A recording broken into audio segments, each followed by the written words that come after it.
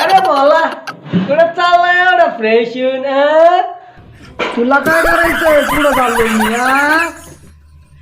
पोरगी पाहायला चाललो पोरगी. अरे वा मजा आहे भैया एकाची काहीतरी बघून घे यंदा करून टाक लय आता वय होत चाललंय तुझं.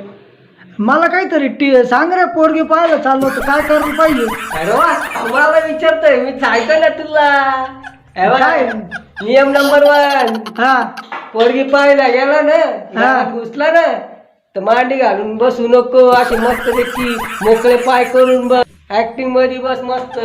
नियम नंबर 2 हा बोल. चहा आणला त्यांनी चहा घेतला तर बशी सहित असा धरायचा आणि डायरेक्ट नुसता प्यायचा आवाज होऊन जायचा नाही आपला असा फुर फुर. हे लक्षात ठेव नाहीतर मग आणि नियम नंबर 3 आले मे नियम आहे. काय नियम हा नियम आहे ना पाळायलाच पाहिजे. इकडे असं चोरून चोरून नाही वागायचं बर का. मग कसं बघायचं? डायरेक्ट जाऊन बघायचं चोरीकडे.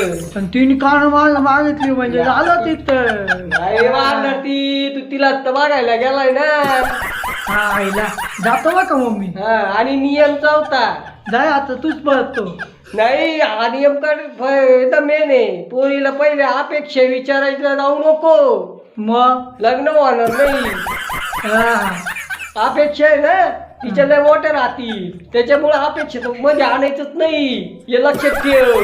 हा. येऊ का? हा जाय जाय मग जमल मस्त.